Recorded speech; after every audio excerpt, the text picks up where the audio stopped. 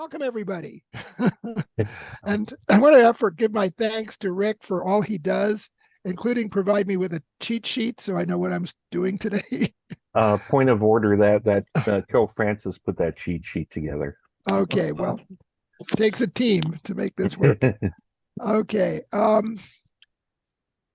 Just a reminder that although these forums are free, we do welcome donations, and there are several ways to donate. You can go to our website, ICJP.org, and in the announcements that get sent out, there's also a way to donate with a link. Any other ways that I've forgotten? Okay. I'm Rick Vinyals. I'm the communications and social media person for the group. And in the chat, I'm going to put our link tree because we have a couple different interviews that Steve has done over the last week or so that talk about ICUJP and specifically around the issues of Israel and Palestine and being able to communicate people on one side or the other. Thanks, Rick. Well, we have a reflection before we start our presentation, and I happen to be the reflector this week, as well as the facilitator. And when I signed up to give the reflection a month or so ago, I wanted to talk about witch hunts in a socio-political context, since Halloween is approaching and the term witch hunt has become a favorite word in Trump world.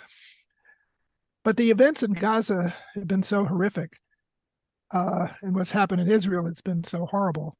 I'm tempted to share a reflection I gave this week at our Housing Justice Forum in HB4.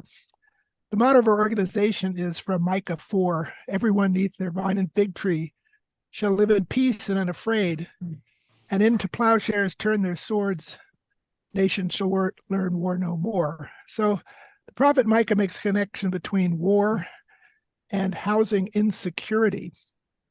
And certainly we've seen that. 100,000 Armenians have fled Nagorno-Karabakh, fearing ethnic cleansing.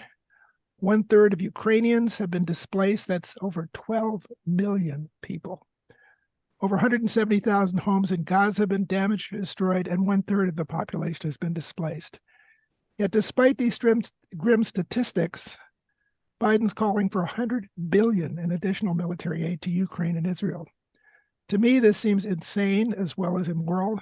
To put this in perspective, those funds could build 200,000 homes and end homelessness in California.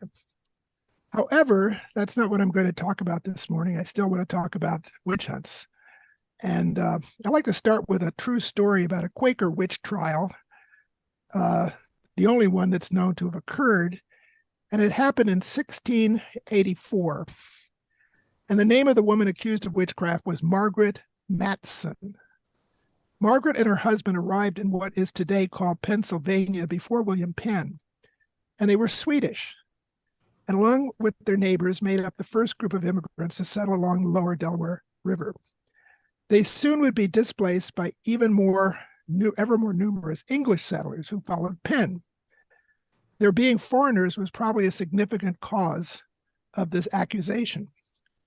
Margaret's neighbors accused her of being a witch, and she was brought before William Penn, who served as magistrate.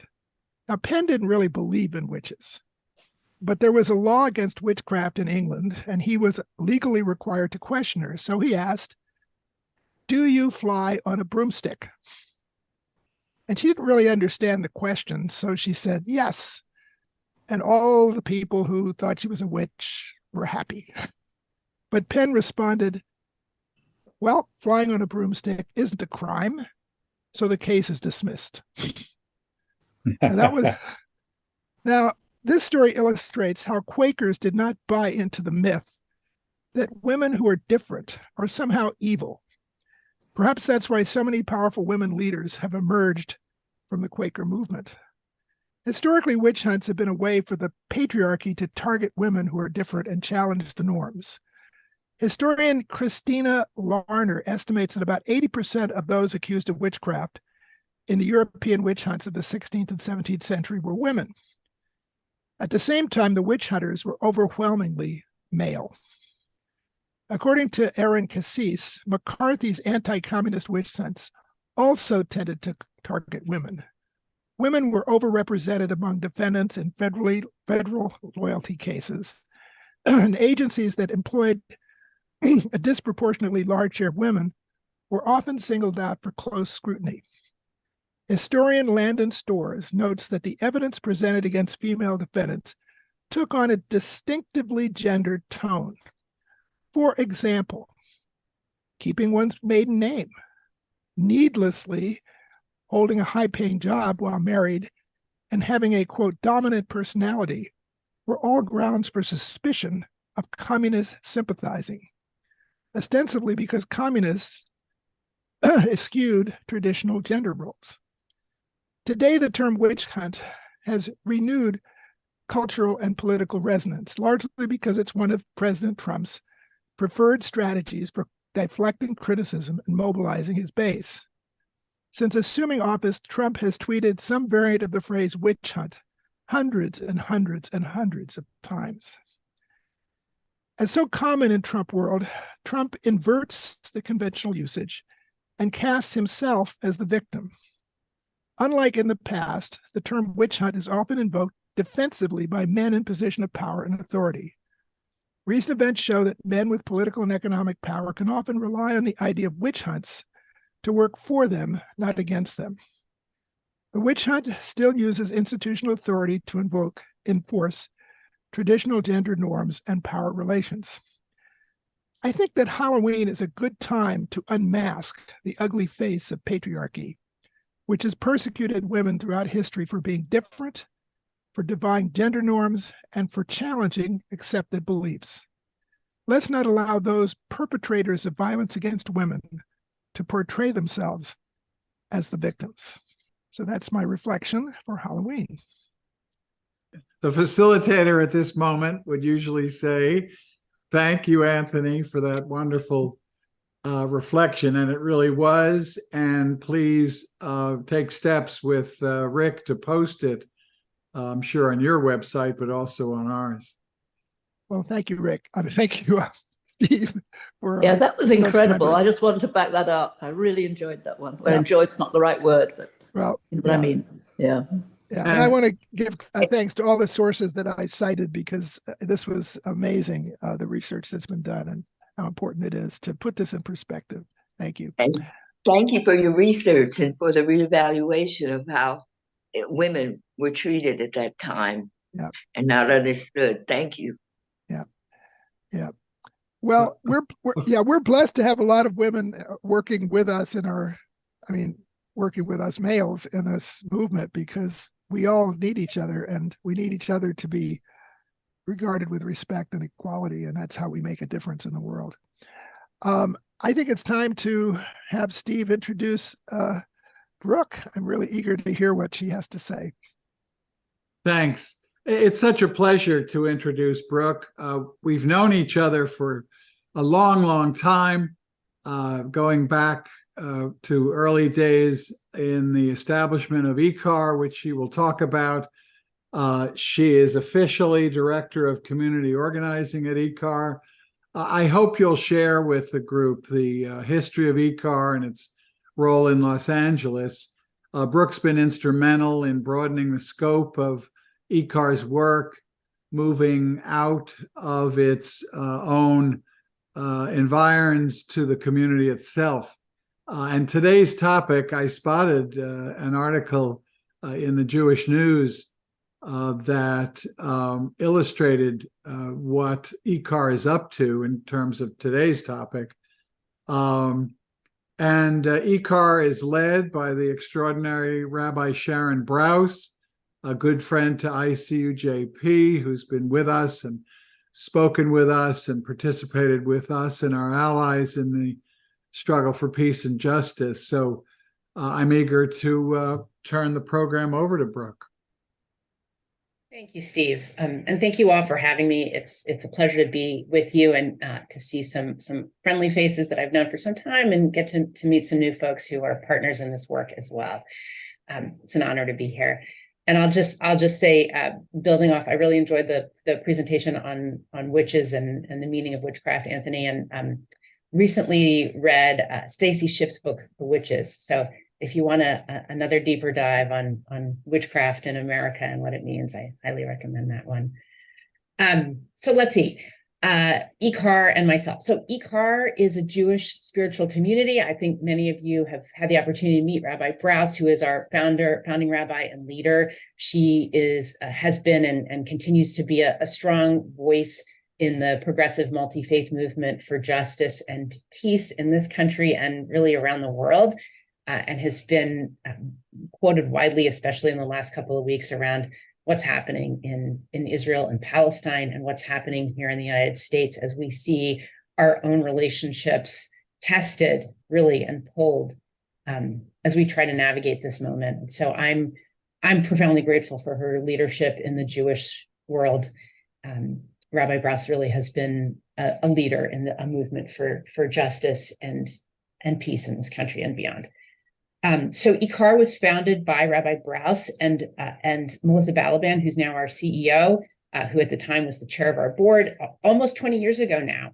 And we've grown from a small Jewish progressive community to a congregation that includes over 1,200 member households in the last 20 plus years.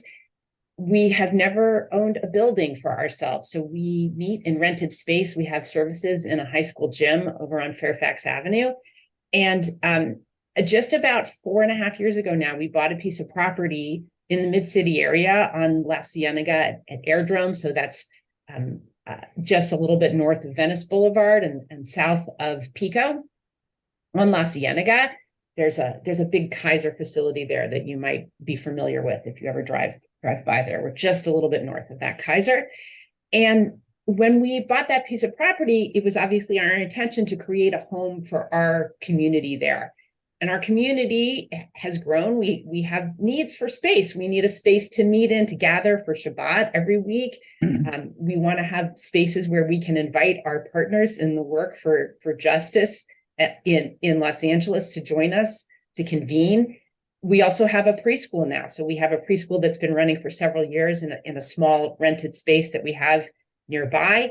And we want to have a cafe that faces the street, as a public facing entity that will invite people in during the day and that we can also use to serve meals for our own programming in the evening. We hope to make that a space where we can create job training opportunities for people. We're not yet sure what exact population that'll serve, but the intention is for that to be a public benefit cafe serving job training cafe. So we have a lot of ambitions for this space, but it was also clear to us that whatever we did with this space, we wanted it to be a place that as a building was also an expression of our deepest values as a community. We fundamentally believe, as I know most of you do, that when we make a budget, we are expressing our values. And surely building a building is one of the biggest opportunities we have to plan a budget and to plan for how do we express ourselves? How do we build into physical space? What is the community we're trying to contain within it? And so as we thought about that process, it was clear to us that we wanted to build a building that would contain housing. So I'm going to turn in a minute to my presentation about that. We'll talk more about housing, which I'm really passionate about and excited to talk with you all about. But before I get there, maybe I'll just say another word about myself. I came to IKAR. I joined IKAR just a few months after it was founded, actually. At the time, I had fairly recently moved to Los Angeles. I kicked around and had a career doing various things. I'd worked in a city council office in Oakland, California. I picked up a master's degree in American history and still love the study of history. I started a PhD program in history and thought I was going to be a historian. And then I decided I actually didn't want to do that with my life. So I left that program and entered a career a little bit in journalism, got into grant writing, but organizing was always a passion of mine. And I as I came to Los Angeles, as I started to build a family and I joined the IKAR community, one of the things that was so attractive to me about IKAR was that this was a Jewish community that was serious about living our Jewish values in a civically engaged way. and that this was a place where I could find my people in Los Angeles who wanted to help make a significant difference in what the world of Los Angeles looked like. And so I quickly got involved in organizing work at Los Angeles. I helped build out what eventually became our organizing team. I joined IKAR's board early on, and then really got the opportunity to be trained up and grow as an organizer myself. So I went and worked for a few years actually at a different synagogue, at Valley Beth Shalom Synagogue in Encino, where I got hired to be an organizer and got some training as an organizer, and did a lot of work on homelessness issues and housing there, learned some about the policy, got to meet some people who work in this world. And then in 2017, I came over to IKAR professionally and joined the staff at IKAR as the director of community organizing, where I've had the opportunity to help build out our justice work, our advocacy work, our direct service work. And then in recent years, a lot of focus has been around this housing work, both on the advocacy side, and then since we bought this piece of property, in our effort to help build housing. And so in a few minutes, we'll talk more about the housing piece, but I'll just stop there for a minute and say it's a joy to be here with you all, and happy to be in this work with you. So with that, I think I'll ask Rick to turn to my slides, if that's okay. Thank you, Rick. All right, and I'm gonna have to start with an apology. I made these slides last night, and you're gonna see the strength of my design skills is not my best strength, but you'll have to bear with me. So what are we here talking about? We're talking about SB4, which is the bill that you've probably heard about by now. Some people call it the Yes in God's Backyard, or YIGB bill. I love that term because I think it encapsulates so much of what it is we're trying to do here, which is to say yes to welcoming new neighbors into our communities, both literally our communities and the broader communities in which we live. We know that there is a housing shortage in Los Angeles, and it is certainly the job of people who think of themselves as God's people to be welcoming new neighbors. And so I'm honored and thrilled to be a part of a movement to say yes in God's backyard. So let's go to my next slide, please.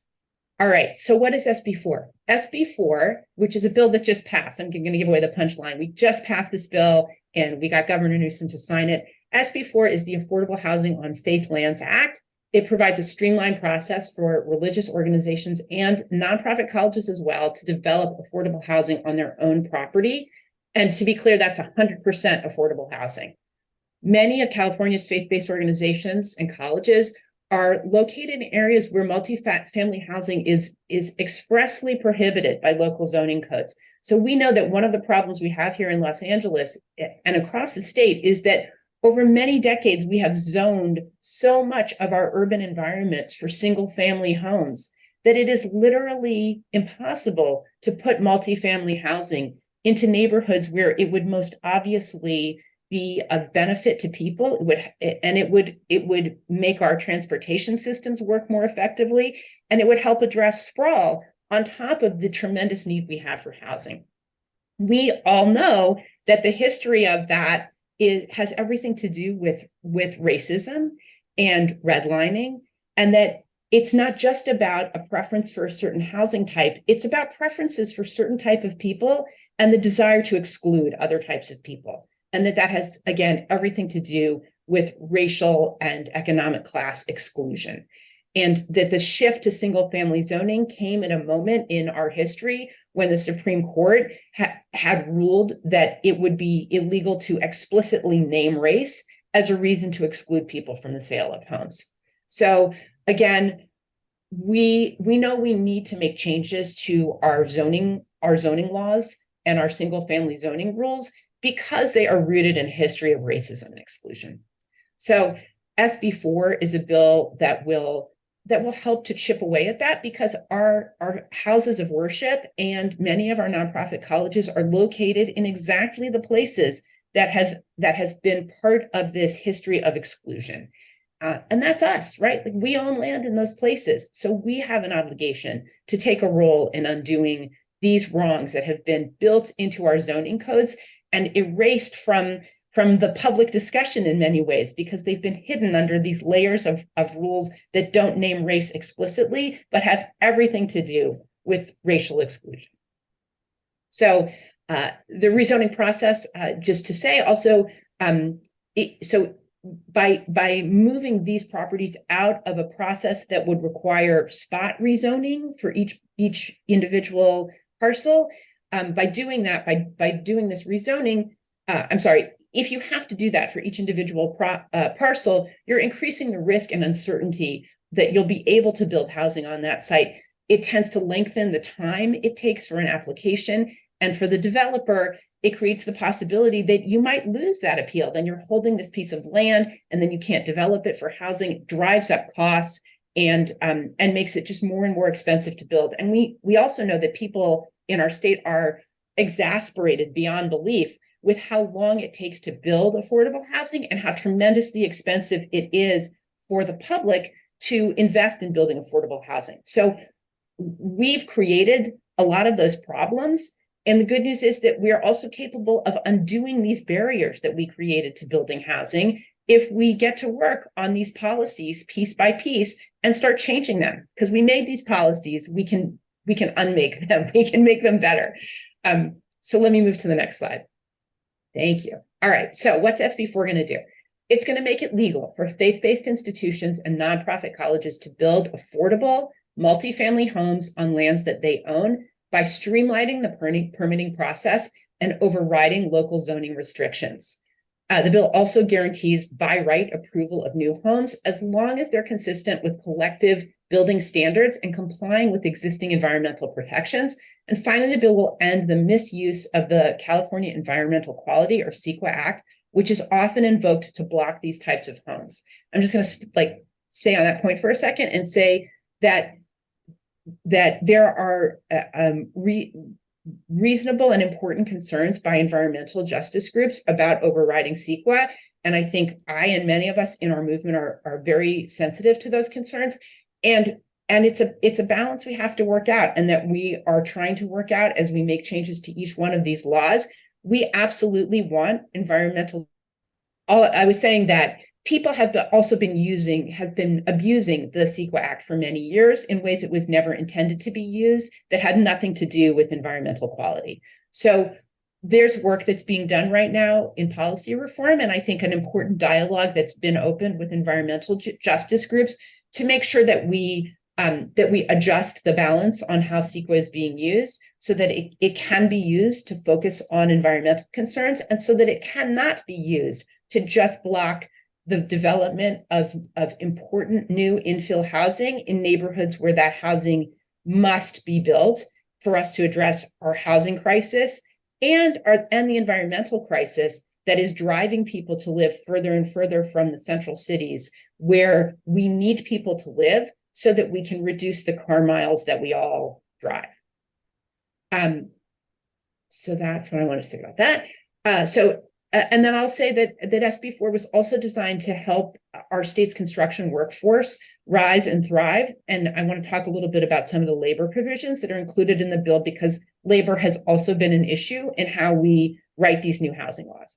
So SB4 includes provisions that say construction workers on SB4 projects will be paid prevailing wages on projects with over 10 homes that are part of those projects.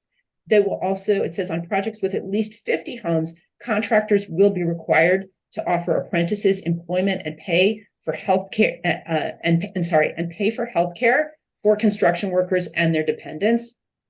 And these pro-worker provisions help create new opportunities for construction workers while enhancing the state's ability to grow the skilled workforce that we desperately need, because we need a lot more people who can help build the housing that we need to build. So it's helping because it's taking care of those workers immediately on those jobs, and it's helping to train folks in the skills we're going to need to build more housing, and making sure that those workers themselves will be paid enough that they won't be people who require low-income housing, because it certainly doesn't help anybody if the very people who are building the housing that we're building for low-income folks themselves will need subsidized housing. We have to start paying living wages, fair wages for all these kinds of jobs. So, and lastly, I'll just say any housing built under SB4 must be deed restricted and affordable for a minimum of 55 years for rental properties and 45 years for homes for ownership. Density and height restrictions have to align with the appropriate standards for affordable housing under existing housing element law. Next slide, please. Okay, so I've given you some overview. I wanted to give you some links here. I encourage you to copy them and paste them into your browser if you'd like to know more. SB4 was we've tried. This is our third tries the charm bill. You might imagine that it would be fairly easy to pass a bill through the legislature that says, hey, let's make it easier for faith communities to build affordable housing on their sites. And unfortunately, you'd be wrong. It took us 3 times through the legislature to pass this bill, and Anthony's nodding because he has been deeply engaged in this coalition for many years now, and that's because we didn't have the coalition to get it through. There was significant opposition from some labor unions that wanted different labor provisions in the bill. There was also opposition from some cities who are very resistant to any changes to their zoning authority, because zoning is one of the great powers of cities in California and in other states across this country. And local elected officials like having that kind of control. But what we're seeing is that the level of local control that we've allowed creates a really bizarrely anti-democratic process in which the people who have a stake in keeping things the way they are, and the people who have the most resources, the most time on their hands, the most money, have many opportunities to prevent housing from being built, and that the people who most desperately need that housing are effectively shut out of the process and have almost no opportunity to show up in public and say, we need this housing, I need this housing, we need to build this housing in this place. And because they don't already live in the place and may not already be the constituents of the relevant elected officials, those elected officials are not terribly inclined to think about and listen to the needs of those people. So we need to make changes in how we do zoning. And I would argue, and I think many folks in our coalition would agree, that one of the really fundamental changes we need to make is we need to say, let's have zoning plans, but those zoning plans should be created in fair and open public processes. They should be created for a long period of time. They should have opportunities for public input and comment, and elected officials who represent people should get the opportunity to participate in that process. And then that's it. There shouldn't be multiple opportunities for each individual project for people who may live near that project to come in and say, oh, you can't build that there, or I don't want it right next to me, or it should look like this, or I would like it to be painted pink, or I think it should have, I don't know, turrets on it or something, just because I live next door. We should have a process where we say, these are the rules that we've all agreed to for our entire community. And then if your project meets those rules, then that's it. Great. We welcome you to build that project. So that would be a process that would be much more fair and inclusive than the processes we have created over these many decades, which in fact encourage the kind of engagement that I just described. So people who just don't want a project built near them, having multiple opportunities to stop projects and make demands that just drive up costs and make it more and more difficult and almost impossible to build the multifamily low-income housing that we need to start addressing this crisis. So thank you, Rick, for getting me back here. So here's some links to more specific information about SB4. Let's move on to my next slide. Great. Okay, so IKAR. So as I've already previewed for you, here's a little architectural drawing. This is a schematic of the building that IKAR is going to build for itself. As I mentioned to you, we bought a piece of property about 4 years ago on South La Cienega Boulevard in the mid-city neighborhood of Los Angeles. And it's our intention to build our community home for ourselves, our office space, our early childhood center, our public meeting space, a little bit of outdoor space too. And we're going to build housing as part of it. And so you'll see here that this short tower that's sort of got these blue stripes on it on what's on the far right of my screen. That's the affordable housing. It'll be built above our office space, and this will be 60 units of permanent supportive housing for formerly homeless senior citizens. It will include wraparound supportive services. And we're working with the Community Corporation of Santa Monica as our partner in developing this project. And we're just thrilled to be doing this with them and participating in being a part of the solution, particularly where we live. And I think this is relevant to my larger point about the opportunity that faith communities have. There is almost no permanent supportive housing that's available in the 5th Council District of Los Angeles, where we're located. There is almost no interim housing available. So right now there's a huge fight going on that our city council person is bravely leading. If you're in the 5th district, I encourage you to let her know that you support it. She's trying to build just 33 beds of interim housing for people moving off the streets. In the 5th district, it's on Pico Boulevard near what used to be the West Side Pavilion, over in the kind of at the end of Westwood Boulevard down there.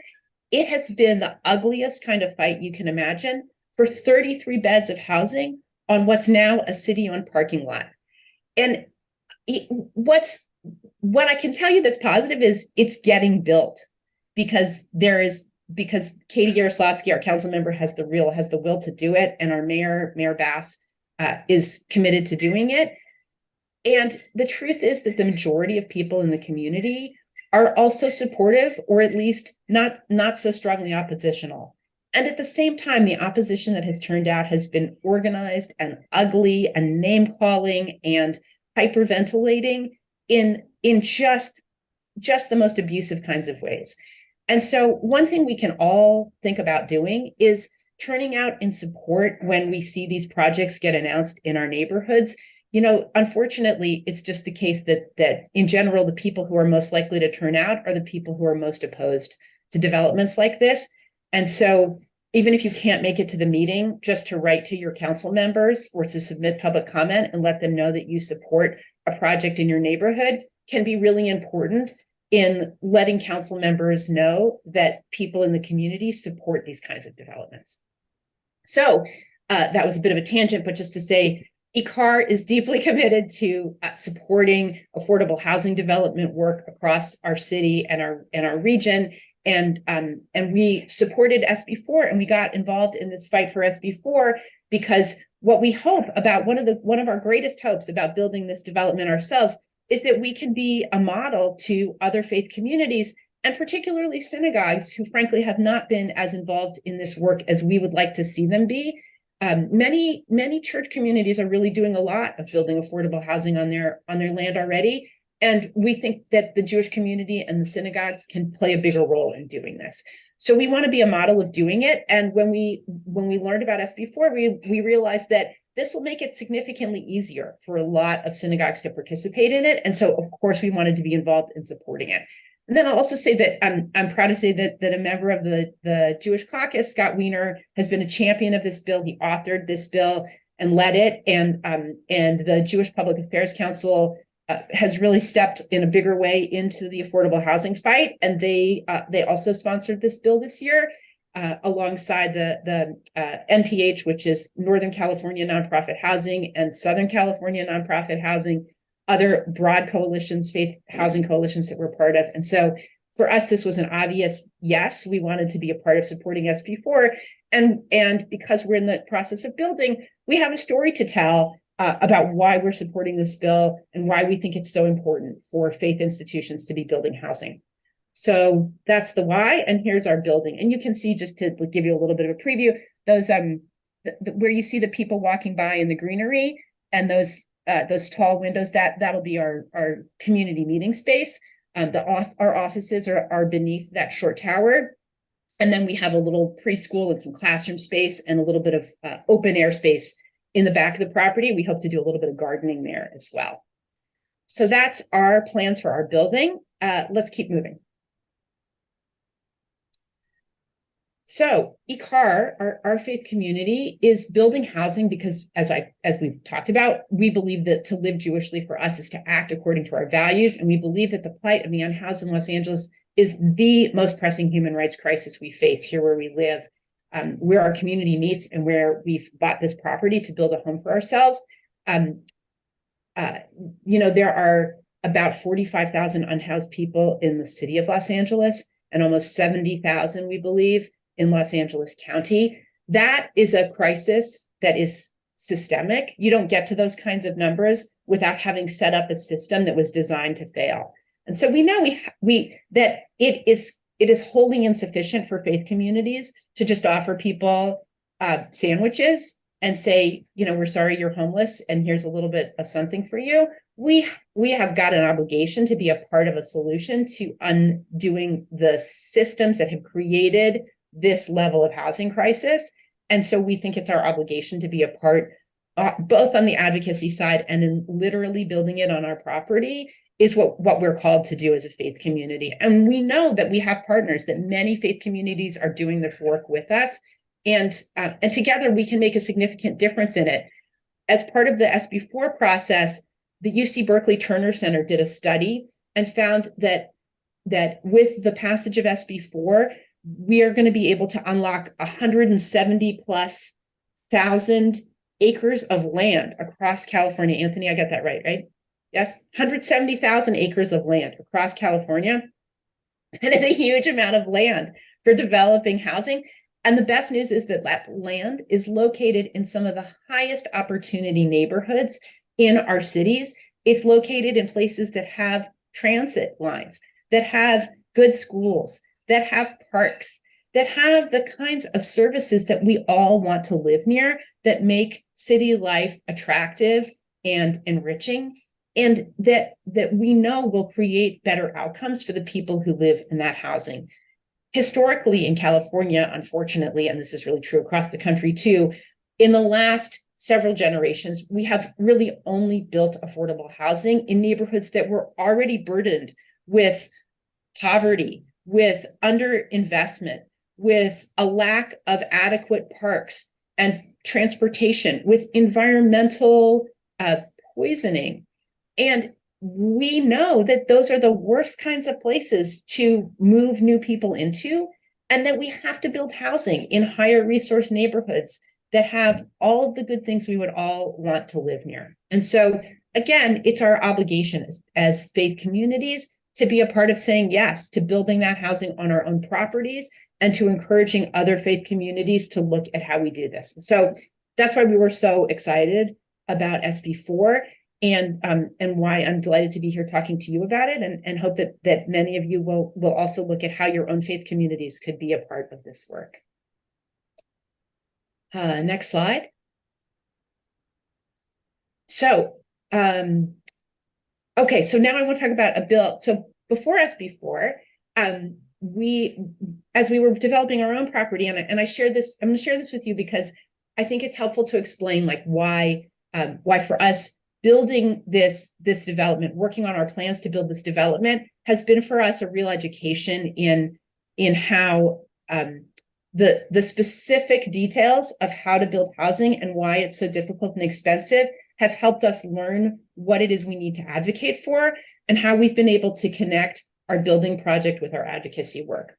So as we begun to develop our own plans to build our housing 2 years ago, we learned that we would be required to build a lot of parking, just not for the housing, but for IKAR's own communal use. That was just the law in Los Angeles, was that if you're building a new faith community, you have to have a certain amount of parking. And in our case, because we weren't planning to have a sanctuary with fixed seating, we would have the parking determination was based on the square footage of our largest meeting space. So in our case, that would have meant we would have had to build about 200 parking spaces for IKAR's own use. And we knew we didn't want 200 parking spaces. And for us, those parking spaces would have all been underground parking because we don't have, it's not a big suburban, we don't have some giant parking lot we're going to build on the surface. Underground parking, as you can imagine, is even more expensive to build than surface level parking. And each level underground that you go is significantly more expensive than the level before it. So just to put some numbers on this for you, what we decided we wanted for our community was that we need some parking, like people still drive to IKAR. We wanted to build 1 layer of underground parking and not 2. And what the city would have required of us would have meant 2 layers of underground parking and to build these 200 spaces.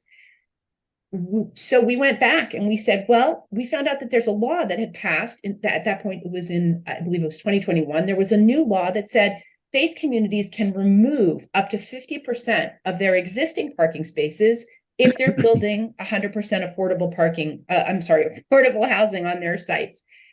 So we took this to the LA City, LA City authorities, and we said, can we use this to build less parking on our site? And they looked at that law and they said, no, you can't, because that only says you can remove up to 50% of your existing parking.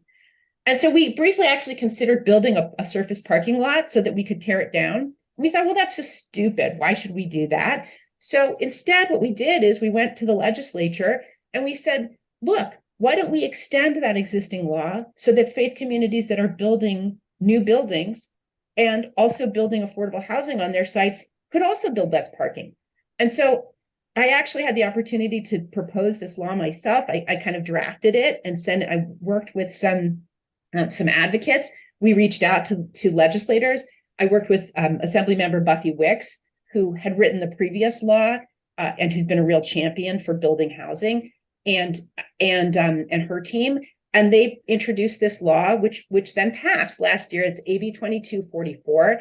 And this law did exactly what we needed it to do. It said faith communities that are building brand new buildings and are co-locating 100% affordable housing on their sites can be excused from up to 50% of whatever the local zoning authority would require them to build in terms of number of parking spaces. And so for us, that lopped off that second underground layer of parking, and it will save our project somewhere on the order of $10 to $11 million that we won't spend to build that second layer of underground parking. And because we're going to save that money, that will make it a little bit easier for us to work out the arrangement we need to make with the nonprofit affordable housing developer to build the affordable housing. So it's good all around. And it's just a little example of how once you get into the weeds on learning what it takes to build this housing, we have become educated about and learned to become better advocates for the kind of changes we need to make, not just for ourselves, but this law now exists. And the next congregation that tries to build affordable housing will find that the parking minimums are easier and that our state is moving in the right direction. And so we hope that the work that we're doing to build our own housing and the work that we're doing as advocates are continuing to connect with one another and make it easier for other people also to build this kind of housing across the state. Because we know that our 60 units are truly mighty and awesome. And also that 70,000 unhoused people in Los Angeles County need a lot more than those 60 units built. So next slide, please. All right, so challenges ahead. So many challenges we still have ahead to get our own housing development built. So for us, some of the big challenges I've already begun to point to are funding, getting the public funding that we need, and the high cost of land. So we had to assemble this parcel of land that we bought just over the last 5 years. As you probably have heard, land costs in West Los Angeles are very, very high. So that land was very expensive. At the same time, we're trying to raise the money we need to build the community home we want for ourselves, the beautiful center I showed you. And our nonprofit housing development partner has to raise the money they need to build their project. They'll need to pay us. This is a financial arrangement between us. So they're gonna pay us through what will be a long-term ground lease for our land. And we're working out the cost of that together. And there are limits on how much they can pay us per unit, because there has been so much criticism of the high cost of affordable housing development per unit that it would be impossible for them to win any public funding if they spend too much on the land. So there's a gap that we have between what we can afford to accept for the value of the land from the nonprofit housing developer and what they can afford to pay.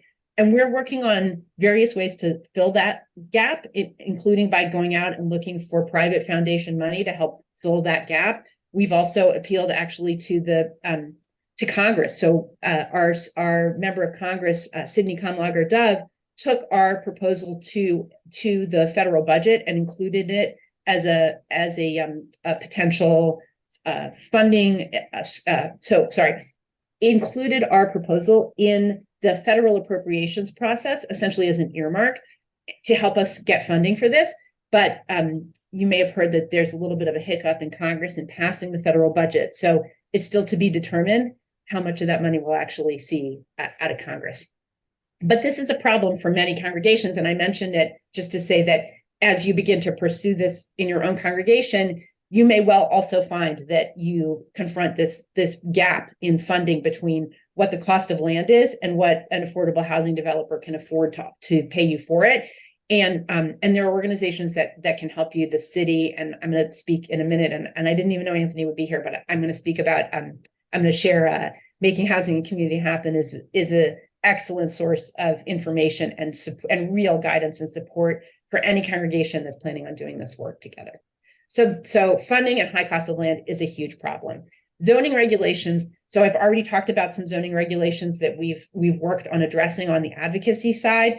It's getting better in the state and in the city of Los Angeles. I think our mayor is deeply committed to reducing zoning barriers to building housing in our city.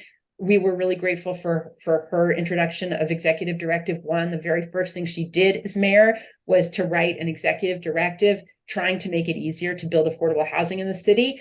I have some concerns actually about the way that the city council is now trying to take Executive Directive 1 and turn it into an ordinance. There has been some pushback against actually how broad ED1 was as an executive directive. And now, as the city council is turning it into a permanent ordinance, they are curtailing some of the ways it can be used in ways that I think are going to actually make it more difficult again for housers to build housing. So it's an ongoing struggle, and we have to be involved in the details of it at each step through the process in order to make sure that we're moving in the right direction. And then in our case, lastly, and I think for anybody, we have to work with our neighbors. We have to live in this neighborhood permanently, and we want to be good neighbors to our neighbors. We had a meeting with our neighbors and to share with them about our project, what we're planning to build. And we heard a lot of different concerns. A lot of people turned out for that meeting, but I will share that on the good side, we're able, because of changes that have happened in the laws and the way our project is a by right project, meaning we don't have to go through a ministerial process, we're able to just share with them and say, this is what we're planning to build. We're allowed to do this on this property. And we're sharing with you that this is what we're doing. And we're reaching out to you to say, we want you to know about it. And we want to hear from you what your concerns are. And we'll do everything we can to work with you to make sure that we are good neighbors. What we didn't have to say was, and now, please, you're invited to tell us why we can't build this project and to keep this from happening. So that changes the tenor of the conversation, and I think ensures on our part that sharing information with our neighbors doesn't mean that they're going to be able to stop our project from being built. And so we had a great meeting with them. A lot of people came in, I think, with a lot of concerns and left feeling more positive about our project than they had coming in. Many of their concerns really had more to do with parking and traffic than they did with the housing. And on the traffic issues, we're going to work with the city or with our city council office to ask for a traffic study in our neighborhood and see what the city can do, really not we, but what the city can do to help mitigate some of those issues with signalization and other ways that they can address the traffic concerns in the neighborhood. So with every project, there are going to be different issues like that. And it's really important to, I think, just try to be good neighbors and be in communication with folks about how we do that together. But as I said at the beginning, I also think it's really important that we not allow a few hostile, angry folks in any given neighborhood to stop housing from being built. when that housing meets all of the criteria that have been established under our local zoning codes for what is allowed to be built.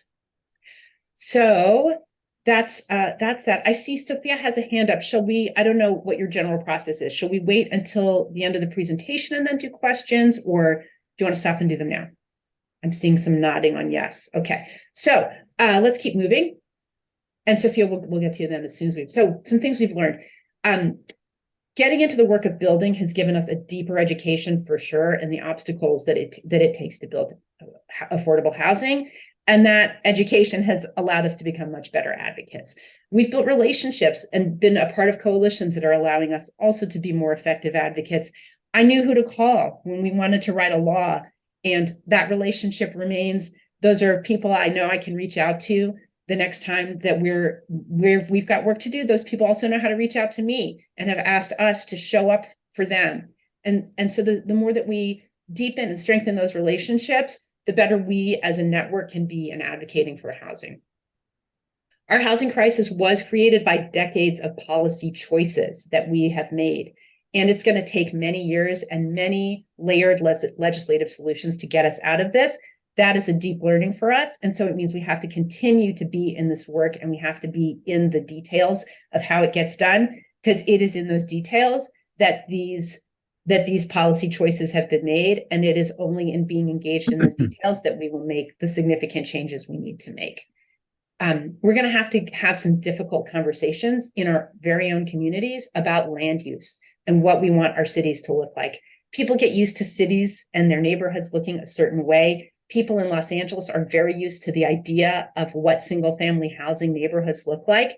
And we know that Los Angeles is going to have to change in order to meet the needs of the people who live here now, in order to address the climate crisis that we're facing and the housing crisis that we're facing. Los Angeles is going to have to look a little different. But that doesn't have to mean that Los Angeles will look uglier. Los Angeles can be a beautiful city that has room for a lot more people to live in it.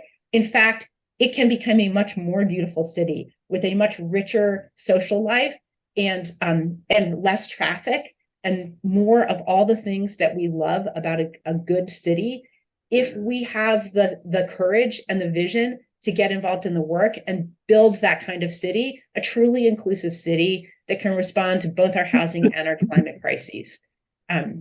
So that's work we have to do together. And it means we have to talk to our neighbors and people in our own communities about change. And it's not just about what things look like, it's also about money. So people in many of our communities who are homeowners have seen the value of their homes increase dramatically over the last few decades. And part of that increase has come because there's been a tremendous shortage of supply. The fact of that enrichment has made people very scared about losing this value that they have. And that makes them want to hold on more tightly. And so it's going to be difficult for us to talk with our neighbors and our community members. And I think that that's our work as people of faith, as faith leaders and as faith communities, is to have hard conversations about what do we really value, both financially and spiritually. What is the value that we have for our community? What is the vision that we have? And how do those things connect? And how can we make sure that we're taking care of all of the people in our community and sharing the wealth of our communities in a way that is equitable and that makes space for all of us? So, just some small tasks. Let me go to my next slide. I think we're just about wrapping up here. So I just want to share some opportunities for all of you about more ways you might get involved if you're not already deeply engaged in this work. There's a great coalition, the Our Future LA Coalition. Put the link there. The United Way has started the Everyone In campaign, which they've been running now for many years. They are great at getting people engaged in advocacy, whether you're just an individual or whether you have a whole community of folks behind you to get involved. I encourage you to reach out to the United Way. They do all kinds of training workshops as well for people that can help folks learn more in how to become advocates and learn more about the details of the crisis as well. And then if you're interested in building housing, I encourage you to reach out to a great organization, which many of you on this call probably already know about, called Making Housing and Community Happen. Jill, Shuck, and Anthony have been tremendous leaders in this work. And And if you're serious about building housing, or you're just even a little curious about building housing, they've got all kinds of resources to help you learn about how to do that. And then I happen to know that the LA Mayor's Office, if you're in the city of LA, they're having, I'm really encouraged to see this, just with the passage of SB4, they're holding a summit on faith institutions and affordable housing on November 14th. And that's an invitation-only event. But if you reach out to Michelle Vergara in the city, I know she'll get you an invitation to that event. And the city is working on being a resource too, and offering resources to faith communities that want to build housing on their land. Any council member across the city would be delighted to have a conversation with you about how your council member can help you build housing on your land. So that's my presentation. Thank you so much for listening to me. And now I will be happy to take questions, and you can take down the slides. Why don't we go to Sophia? Okay, can you hear me? Yep. Yeah. When we talk about climate change, the United States since 1850, or the global north, is largely blamed for these conditions, right? And the United States is responsible for 20% of the total cumulative carbon dioxide emissions. There are 90 multinational corporations that are headquartered in the global north and that are responsible for 60% of the cumulative industrial emissions from 1971 to 2010. Now, I support housing as a human right, but I think faith-based communities who are spiritually grounded are doing the right thing in trying to address the housing crisis. However, there are evil people in this world that will take advantage of your love for humanity, and it's evil, and they will crush us. So I have to look at things not from a perspective of this is beautiful, but follow the money, not what we believe is beautiful. And this is a band-aid to the systemic problem that we have. And this project, if you continue to push it forward, this whole concept, you're doing exactly what Blackstone wants. Because you're allowing for the privatization of the housing industry. And when you look at the systemic problem of housing, before you could go out, and if you lost a farm, if you lost a house, we would go out and we would be able to auction. You know, it was an auction, it was a public auction. Well, Fannie Mae and Freddie Mac, Fannie Mae was created, after the Depression. And they're responsible for buying up all, the housing from the banks to take on those notes if that were to ever happen again. Well, then the financial situation changed. And now the banks, including people that are investors, this is where you have to follow the money. They invested, and they're telling the banks, lend, the predatory lending. And then instead of the banks selling it and auctioning it off to us, they put it in a mutual fund and sold it to Blackstone. And then 30% of the housing was taken. So that is the systemic issue we have for housing. Now, we have the units available in Los Angeles. They're empty. To continue to build is going to increase our carbon footprint.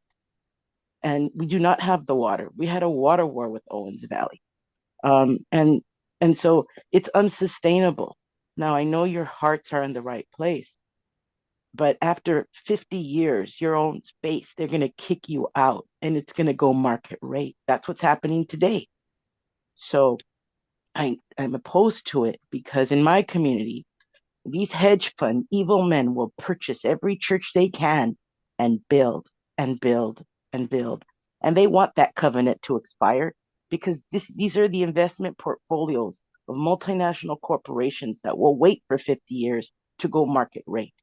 And they will invest in the municipal bonds and the housing bonds and win on the interest rate on those bonds, and then win when 30 years from now that portfolio will go market rate. So you never talk about the money. We have to do a workshop on the money. And I think that's why I'm totally opposed to it, because this will gentrify our communities in the future. And affordable housing currently And the city is not what people think. And you get the density bonus when you say low income housing. And then you're exempt with the negative declaration on CEQA. So for those of us that are dying, are sick, we will always oppose this because we don't need any more building when we do not have, right now in the city of Los Angeles, we have a crisis of not having enough hospitals. And then our communities are already underserved. So if you look at communities as a Black community that may have many churches around it, they're going to come in and they're going to steal all those churches and they're going to build without having any of the infrastructure for those apartments or those units, which will eventually be market rate. If you want to build, I understand why the governor is saying we have to build, because historically communities have said, no, not in my backyard, especially the most wealthy. Yeah, I have Native Americans coming to me saying, hey, let's build them on the golf courses. You know, let's forcibly, equitably distribute the housing across the city. The units exist, they're empty. And you have people building and building. It's unsustainable. So yes, we need affordable housing. Affordable housing is not low-income housing. We should be talking about public housing to take people like Donald Trump out of the equation, who his father made millions on affordable housing units.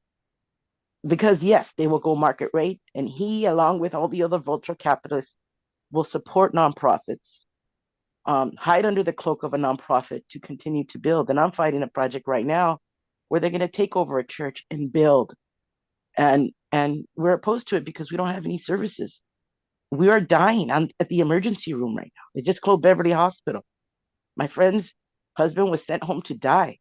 So this proposal that I'm sure your heart is in the right place to build, because we need it. And of course we want those seniors to have housing, but at the expense of the future, when they're asked to be kicked out, it should be permanent with no covenant. Right. That's my thank you, Sophia, for what you're sharing, and it's important that that be taken into account. I do have to point out that after 50 years, the covenant that when a church has a ground lease or synagogue has a ground lease with an affordable housing developer, that development becomes the property of the congregation, and it may go market rate, or the congregation can choose to renew the covenant for another 50 years, which is generally what happens. So let's move on. Does anyone have a question? Carol Francis. Well, wait, why don't we let Brooke respond to sure, Brooke. Yeah, Brooke, you want to respond? Excuse me. Of issues packed up. Yeah, do you want to respond to that, Brooke? Yeah.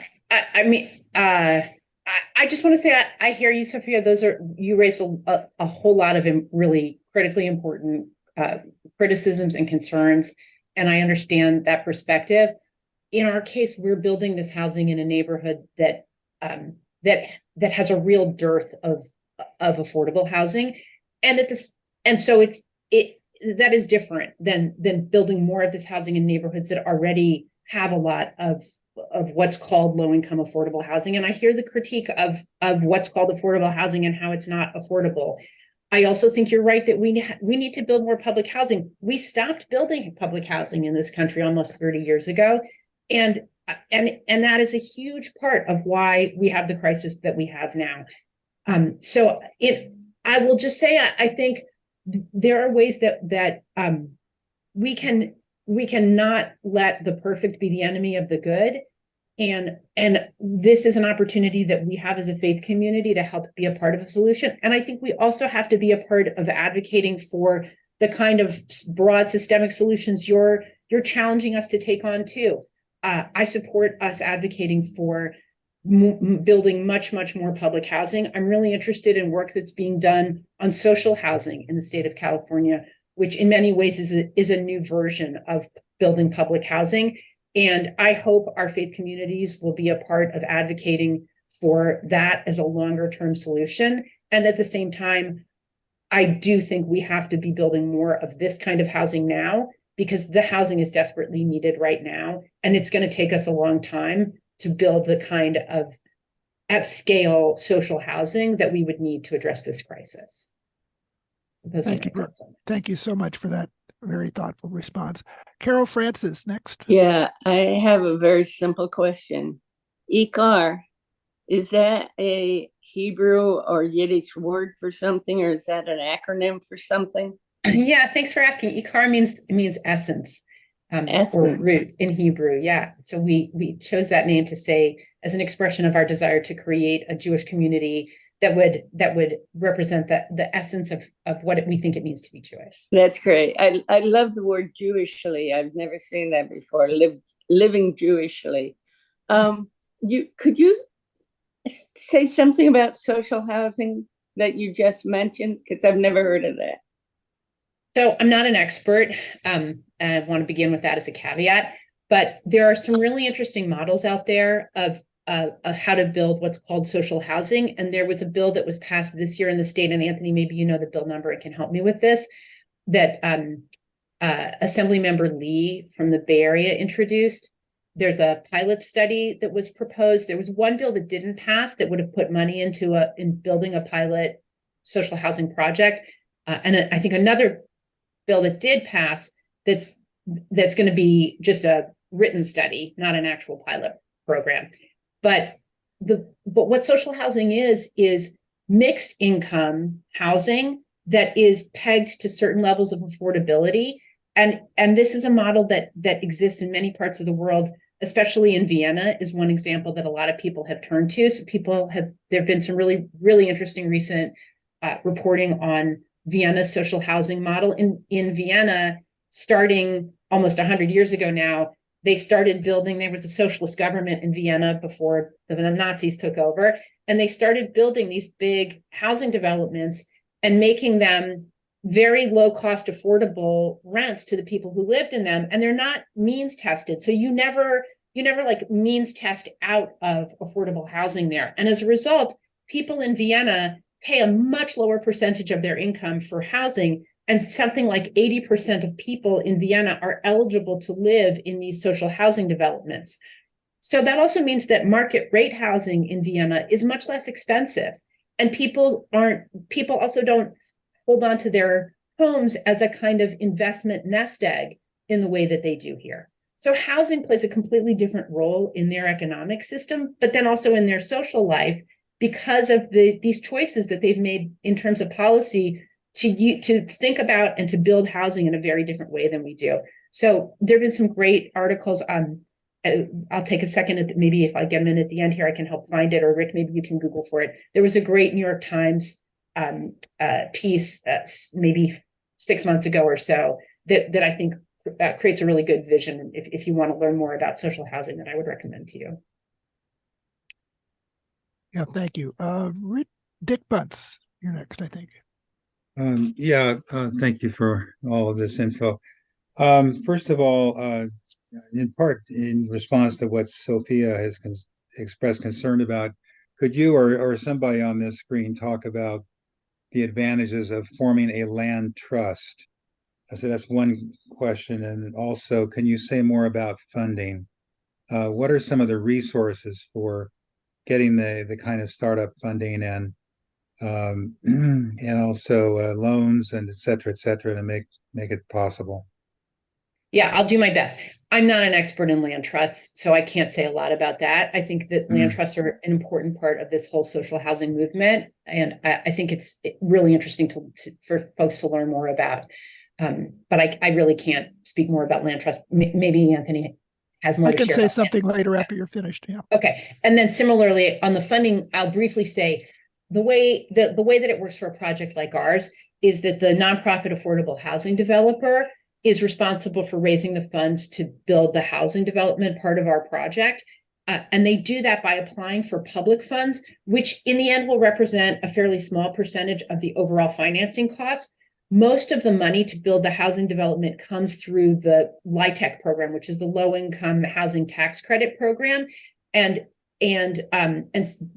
in order to access that kind of financing, the nonprofit housing developer or for-profit affordable housing developer has to get some government funding first. So our partner right now is applying for funding right now. There are state sources of funding, there are city and there are county sources of funding, and oftentimes and this is one of the reasons it's so challenging to build this kind of housing, the nonprofit housing developer has to layer these different sources of fundings, each of which is going to have different requirements and a different schedule for applying and a different schedule for telling you when you're going to get the money. And so all of that adds time and uncertainty and can change a project. And sometimes even the funding sources can conflict over their requirements. So you've got to negotiate all of those things. And again, I know Anthony is much more of an expert on this than I am and probably has more to say about that.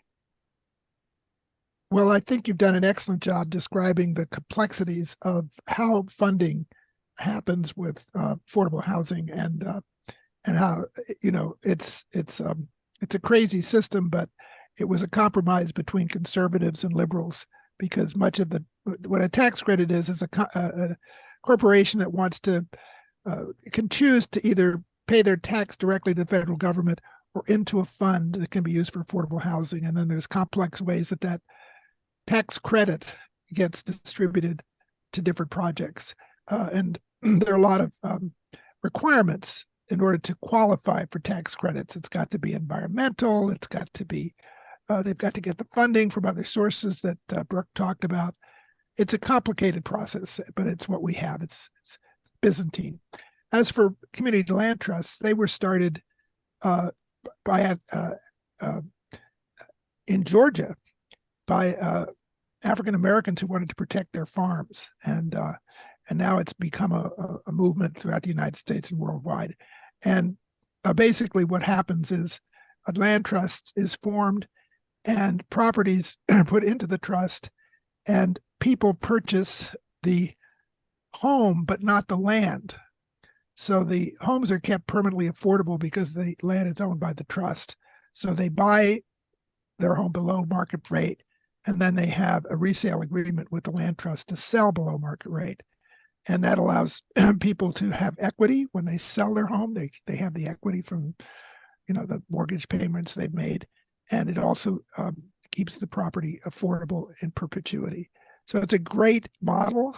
And it for us as people of faith, it connects with the idea that the land is the Lord's and the profits thereof, passage from the Bible that appears several times. So the land is really, we don't own the land, God owns the land. That's the biblical perspective on this. But it's a great model. It's working. And we started a community land trust for the San Gabriel Valley. We're looking to acquire property to put into the trust at this point. But I hope that answers your question, Dick. Yeah, thank you. It's very helpful.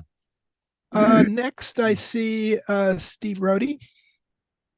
Thank you, Brooke, so much. A lot of information packed into this very ambitious project. I had a couple sort of practical questions. How does it work? Well, first of all, what's your timetable? When do you think all of this construction will be completed?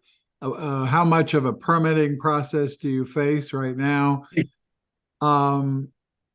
How will it work? How will you select? What are your criteria for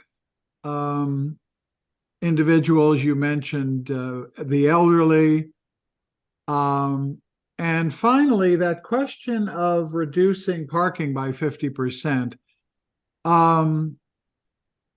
How will you, is that the traffic study that you're investigating? And if you do reduce parking by 50%, do you throw cars out into general parking into the neighborhood? And has that been the subject of any criticism by neighbors? Okay, let me see if I can remember all those, and you can remind me which ones I forgot. So I heard the question about timeline. We just filed our entitlements application with the city, and we're just on the cusp of getting it approved. So we think we'll be approved. Our entitlements will be approved within a week or two, and that process has been remarkably pretty good for us. In part because of these various laws that have passed over the last few years to make it easier, and in part because we're located on a transit corridor and our project is a by right project. We were not waiting for it. We did not need SB4 to pass for our project to be a by right project. So we're having a pretty smooth journey so far through the zoning and entitlements process. Knock on wood. So that's that question. And then timing, we are hoping to, now our project is a little complicated because as I showed you, the housing development will be built atop our building. So effectively it's one building. And that means that our own IKAR project needs to be funded and kind of half built before they can even really start on the housing part of it. So we're still working on finishing raising the money we need to build our building. We intend to break ground on our building probably next summer. So summer of 2024. It'll be probably, we're looking at now, I would guess about 3 to 4 years before we're talking about residents moving into the building. This is slow stuff. It's not a fast solution. So that's the timing question. And then at the same time, our housing partner is applying for public funding and has not yet won public funding for their piece of the project. They're in the process of applying right now for public sources of funding. And then once they get that funding, then they'll go out and look for funding through the low income tax credit program. So they're experts in that, and that is on them. They'll take care of that piece of it, and we're confident they'll be able to do it. But it's a little nerve-wracking as we go through this process of planning our own building. You know, we're counting on them to be able to raise the money to do their part and build their part of the building at the time they're ready to build it. We would be in a real pickle if we, plan this whole building. We've hired architects, we've invested all this money in this particular kind of building plan. If we built this building and had this platform on it ready for them to go and they don't have the money to build it, that'll be pretty sticky for us, and we'll have to go out and find another partner to build on our building, or we'll be stuck with this very weird looking building that's like ready for housing but doesn't have housing on it. So that's some of that question. And then you asked about parking and neighbors and traffic. So just before that, your selection process. Selection. So we have a role in working with the housing development partner to decide who is the population that would be served by this project.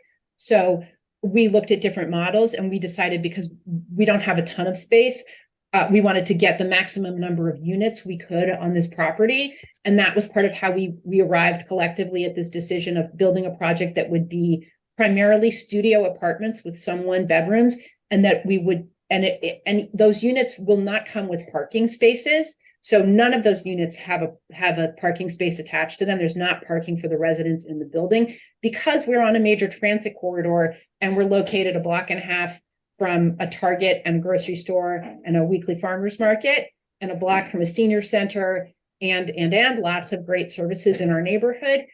We felt confident that we could create a permanent supportive housing development here for senior citizens who would not need cars, who could live happily in this neighborhood without having cars.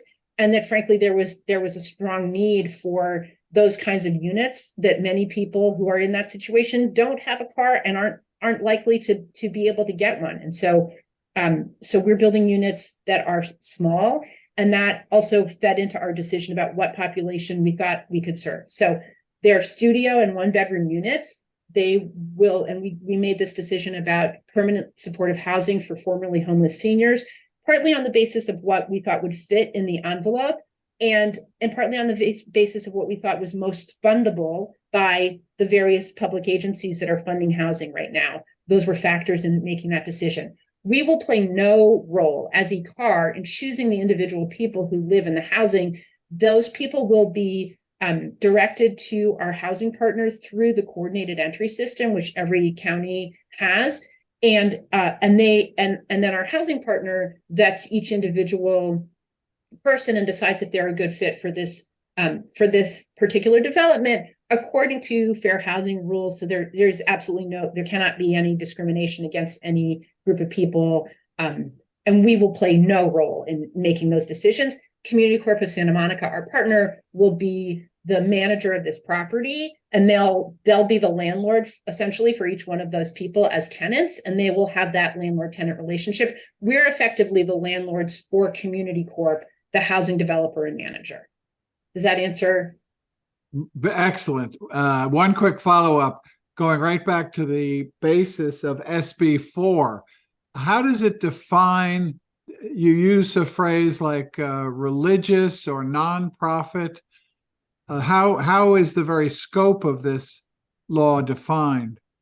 So there exists somewhere in state law some rule about, and I can't pull it out of my hat, but maybe Anthony can say more about it, about what constitutes a faith institution for the purposes of the state law, and then nonprofit colleges. So not for-profit colleges, but only nonprofit colleges are also eligible to participate in these under this law.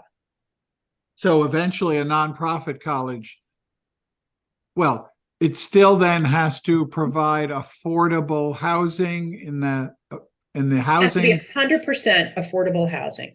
So this is not the mixed market rate and affordable. Only 100% affordable housing would be eligible for an SB4 project. Because it's come up through other questions, is there a definition or a formula today for defining affordable housing? There are, and again, this is codified in state law, and they're under federal laws. It has to do with area median income, and there are different levels of affordability. And so there's deeply low income, there's low income, there's extremely low income, and these are tied to the individual or family's percentage of area median income, and it's also defined by the size of that household. And so the idea is that no household should be paying more than 30% of what they earn for housing to in any affordable housing development. And this is part of why people often are so frustrated with the whole concept of affordable housing, is people say it's not affordable. And in part that's because different affordable housing units are tied to these different levels of affordability, and we have not nearly enough of affordable housing at the extremely and deeply low income levels.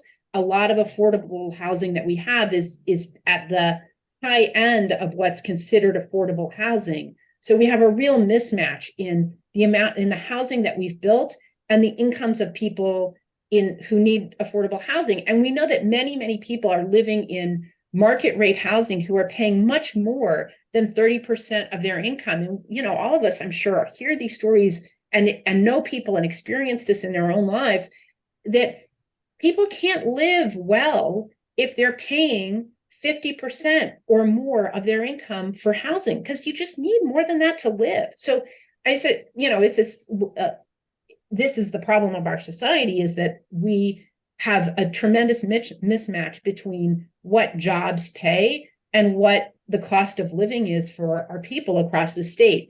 And our housing crisis is one aspect, one symptom of that larger problem.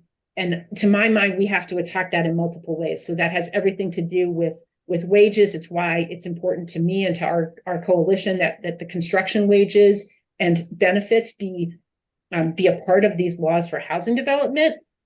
And I am a supporter of, and my community is a supporter of laws to increase minimum wages.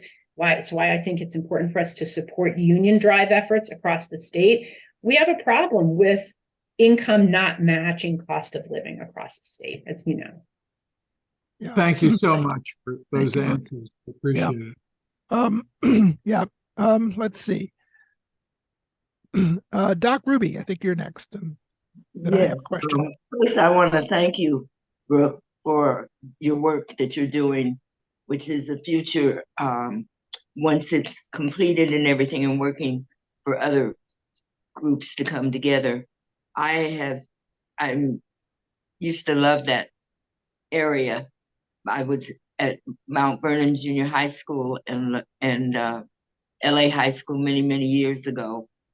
And so, I support it in its continued good. I think it's Michelle Vergara at the city, who you could reach out to for an invitation to that meeting. Rick, will you be able to grab that for me off the slides?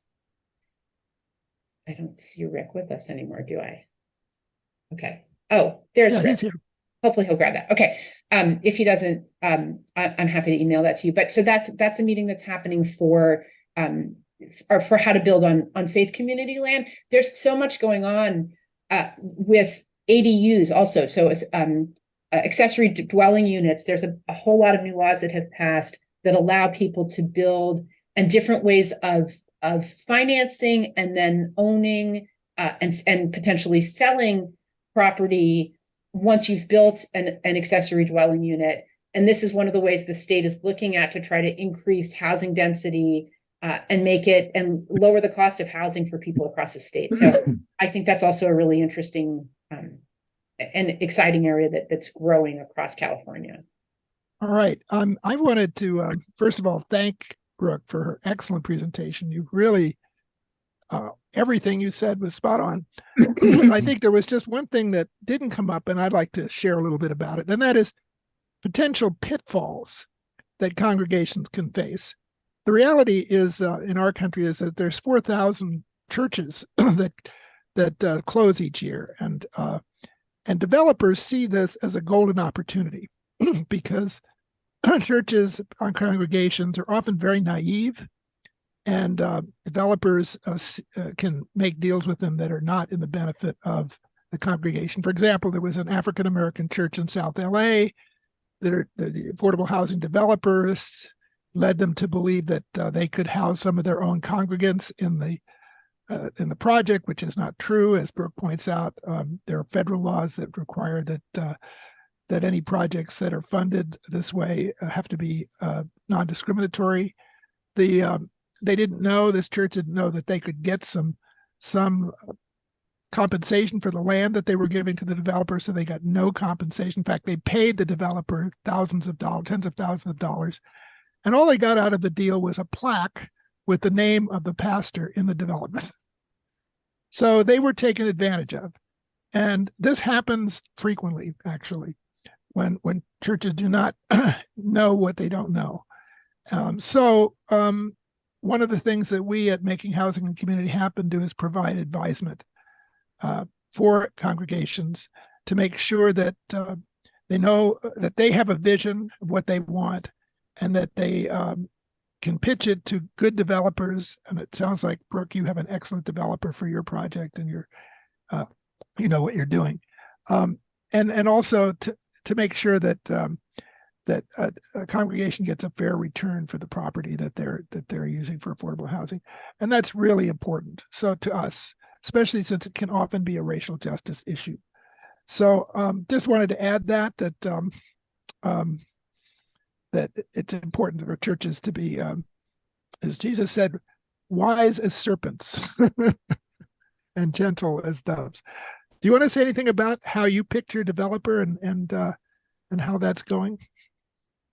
Sure. We're very fortunate. We've got some folks in our community who have really significant expertise that helped us to shape our request for proposal process. So my CEO, Melissa Balaban, is a recovering attorney, as she likes to say, and we've got a number of lawyers in our community who were able to join us in creating a request for proposal process. We also have a member of our community who does finance work at Enterprise Corporation, which develops affordable housing and works with faith organizations to build affordable housing. So she was instrumental in helping us create a request for proposal process. What we should have done and didn't do is work with an organization like Making Housing and Community Happen to do an RFP process, and I would encourage anybody to do that. LA Voice, who's also an advocacy partner of ours, they work with congregations to help them develop these kinds of proposals, and that's another organization I would encourage you to work with. And I'm really pleased to see the mayor's office starting to stand up a more robust effort to help congregations navigate this process. So those are 3 different ways to do it. We kind of did it on our own, but I still feel pretty good about where we landed. We reached out to both for-profit and nonprofit affordable housing developers with a specific list of questions and criteria. Then we met with them. We went to visit their developments to really see what their projects look like. And then we chose Community Corp because for a number of reasons, we just felt like of the people who answered our request for proposal, they felt like the best fit for us for the project, the kind of project we wanted to build, and how deeply integrated it was going to need to be into our development, because as I shared with you, it really is one building with separate entrances and access. It's going to be one building from the outside. Yeah. by the way, I forgot to mention that our Congregational Land Committee of Making Housing Community Happen has a grant so that we can provide essentially free feasibility studies and advisement to churches. And we have about 80 churches that have approached us, and we have a process to wean out the ones that are most likely to build. And then we have cohorts to help get them through the process. So we do a lot of work for free. Once an agreement is signed, the developer will cover some of the costs, but basically it's a free service for congregations that want to have affordable housing built, and they want to make sure they get a good deal and a good developer. Steve? Just a quick question as our time begins to close. Brooke, during the process of supporting SB4 and since then, have you learned of any other churches, mosques, synagogues, religious organizations that are exploring the ability to take advantage of this law? Specifically of SB4, because it's just been signed. So there are a number of faith organizations that I think will be eager to build now that this is in effect. I don't have a list, of who's like raring to go right now and will be able to use SB4. Anthony, you probably have a clear idea of who those organizations are than I do. Yeah, well, we had a housing justice forum about SB4 on Tuesday. We had 80 people register, 50 showed up, and many of those who showed up were religious leaders who were keenly interested in having affordable housing on their property. And Phil Burns, who's an urban planner and on a chair of our congregational land team, gave specific case studies about projects that were impossible, before SB4 and now are possible in places like East Whittier and other places. So this is going to open up a lot of possibilities, and that's one of the reasons for our concern, because there are going to be a lot of congregations wanting to do this, and they may not have the expertise to know how to do it to their own benefit as well as to benefit the community. But yeah, this is going to be a game changer. Definitely, we're going to see a lot, like the ADU laws that changed in 2018. It was almost impossible to build ADUs in our state prior to 2018 because municipalities had all these onerous restrictions. Like in our city of Pasadena, we had a $20,000 impact fee, 15,000 square foot lot size, 2-car garage to build an ADU. So none were built. One was built in 15 years. And now, because the law was changed for ADUs, we're seeing like 60,000 built in the last few years. So I think we're going to see a similar surge in affordable housing on religious land once this law takes effect on January 1st. It's going to really make a difference in our state. Any other questions?